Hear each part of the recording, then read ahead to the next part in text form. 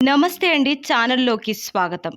ఈరోజు మీరు చూడబోయే వీడియోలో రాఖీ పౌర్ణమి 2024 సంవత్సరంలో ఏ రోజున వచ్చింది, పౌర్ణమి తిథి ఎప్పటి నుంచి ఎప్పటి వరకు ఉంటుంది, మరియు రాఖీ పండుగ యొక్క విశిష్టత ఏమిటి, అలాగే ఈ రోజున రాఖీ ఏ సమయంలో కట్టుకోవాలి, అలాగే రాఖీ కట్టేటప్పుడు ఏ శ్లోకాన్ని చదవాలి అనే విషయాల గురించి, మరియు ప్రతి సంవత్సరం లాగే ఈ సంవత్సరం కూడా రాఖీ పౌర్ణమి భద్ర ముహూర్తంలో వచ్చిందా లేదా, అలాగే ఒకవేళ వస్తే ఈ సమయంలో రాఖీ కట్టవచ్చా లేదా అనే విషయాల గురించి, మరియు భద్ర ముహూర్తం అంటే ఏమిటి, అలాగే ఈ సమయం ఎప్పటి నుంచి ఎప్పటి వరకు ఉంటుందనే విషయాల గురించి ఇప్పుడు తెలుసుకుందాం. రాఖీ అంటే రక్షణ బంధం అని అర్థం. అందుకే అన్న చెల్లెలకు మరియు అక్క తమ్ముళ్లకు మధ్య ఉండే ప్రేమ అభిమానాలకు సూచికగా ఈ రాఖీ పండుగను జరుపుకుంటారు. అలాగే అన్నకు కానీ తమ్ముడికి కానీ రాఖీ కట్టే అటువంటి ఒక పట్టిని కట్టడం ఈ రాఖీ పండుగ యొక్క ప్రముఖ ఉద్దేశం. అలాగే ఈ రాఖీ పండుగను అక్క తమ్ముళ్ళు అన్నా చెల్లెళ్ళు జరుపుకుంటారు. ప్రతి సోదరి తన సోదరుడు మహోన్నత శిఖరాలను ఎదగాలని కట్టేదే ఈ రాఖీ. అలాగే ప్రతి సంవత్సరం ఈ సంవత్సరం కూడా రాఖీ పండగ భద్రా ముహూర్తంలో వచ్చింది.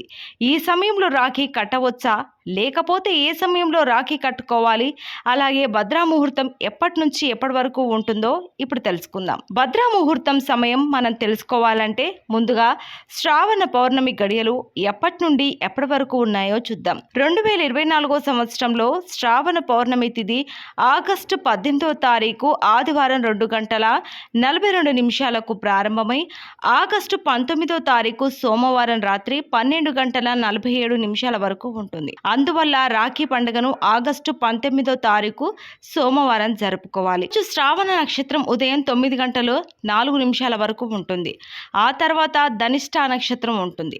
ఈ రాఖీ పండుగ రోజునే భద్రా ముహూర్తం కూడా వచ్చింది. ఈ భద్రకాళి సమయం ఆగస్టు 18 వరకు, అలాగే రాత్రి 2:42 వరకు ప్రారంభమై ఆగస్టు 19వ తారీఖు సోమవారం 1:41 వరకు ఉంటుంది. అంటే రాఖీ పౌర్ణమి ప్రారంభమైనప్పుడే భద్ర ముహూర్తం కూడా మొదలవుతుంది. అందువల్ల ఈ సమయంలో మీరు రాఖీ కట్టకూడదు. అలాగే మన హిందూ సాంప్రదాయం ప్రకారం భద్ర ముహూర్తం సమయంలో చేసేటువంటి శుభకార్యాలు ఏవైనా సరే అశుభ ఫలితాలను ఇస్తాయి. కాబట్టి ఈ సమయంలో మీరు మీ సోదరుడికి రాఖీ కడితే మీ మధ్య సంవత్సరం పాటు మనస్పర్ధలు వచ్చే అవకాశాలు ఉంటాయి. అలాగే మీ సోదరుడికి ఈ సమయంలో మీరు రాఖీ కట్టడం కారణంగా వారికి జీవితంలో అశుభం జరుగుతుంది. శుభకార్యాలు ఏమైనా భద్రా ముహూర్తంలో చేస్తే అశుభ ఫలితాలు కలుగుతాయని బ్రహ్మదేవుడే శాపం కూడా ఉంది. అలాగే భద్రా ముహూర్తంలోనే రావణాసురుడి సోదరినైన శూర్పణఖ అతడికి రాఖీ కట్టడం కారణంగా అతడు అంతమయ్యాడని మన పురాణాల్లో చెప్పబడింది. కాబట్టి భద్రా ముహూర్తంలో రాఖీ కట్టడం నిషేధం. అలాగే ఈ ముహూర్తంలో ఎటువంటి శుభకార్యాలు కూడా చేయకూడదు. అలాగే అసలు ఈ భద్రామాత ఎవరంటే, మన హిందూ పురాణాల ప్రకారం ఈ భద్రామాత సూర్యదేవుడి కుమార్తె. ఈమె సూర్యుడికి ఛాయాదేవికి పుట్టింది. అలాగే ఈమె శని భగవానుడికి సోదరి అవుతుంది. కాకుండా ఈమె చూడ్డానికి చాలా భయంకరంగా ఉంటుందని మన పురాణాల్లో చెప్పబడింది. అంతేకాకుండా ఈమె నల్లని రూపంతో పొడవైన దంతాలతో చూడటానికి చాలా భయంకరంగా ఉంటుంది. అలాగే శని భగవానుడు ఎంత కఠినంగా అయితే ఉంటాడో అతని సోదరి అయిన భద్రమాత కూడా చాలా కఠినంగా ఉంటుందని మన పురాణాల్లో చెప్పబడింది. అలాగే ఒక్కసారి భద్రమాత ఈ ప్రపంచాన్ని అంతా తన ఆధీనంలోకి తెచ్చుకోవాలని ప్రయత్నిస్తున్న సమయంలో బ్రహ్మదేవుడు ఆమెను ఆపి ఆమెకు కర్ణాల్లో స్థానాన్ని ఇచ్చాడు. అలాగే భద్రమాత ఎప్పుడూ మూలకాల్లో సంచరిస్తూ ఉంటుంది. ఆమె ఎక్కడైతే ఉంటుందో అక్కడ శుభకార్యాలు అనేవి జరగవు. అందుకే భద్రాకాలంలో శుభకార్యాలు చేయకూడదు. అయితే ఈసారి రాఖీ పౌర్ణమి రోజుని భద్రా ముహూర్తం కూడా వచ్చింది.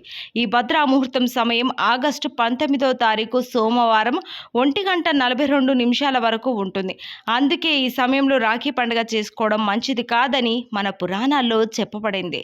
అలాగే రాఖీ పౌర్ణమి రోజున రాఖీ కట్టడానికి గల శుభ సమయం ఆగస్టు 19వ తారీఖు సోమవారం 1:46 నుండి 10 గంటల వరకు ఉంటుంది. ఈ సమయంలో మీరు మీ సోదరుడికి రాఖీ కట్టవచ్చు.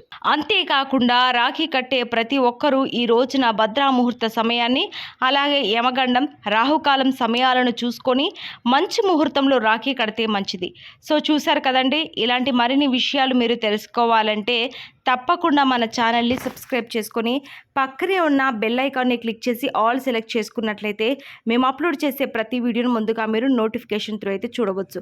మీ బంధువులకు, స్నేహితులకు ఈ సమయాలు తెలియాలి అంటే తప్పకుండా ఈ వీడియోని షేర్ చేయండి. మరో చక్కటి వీడియోతో మళ్ళీ కలుసుకుందాం. నమస్కారం.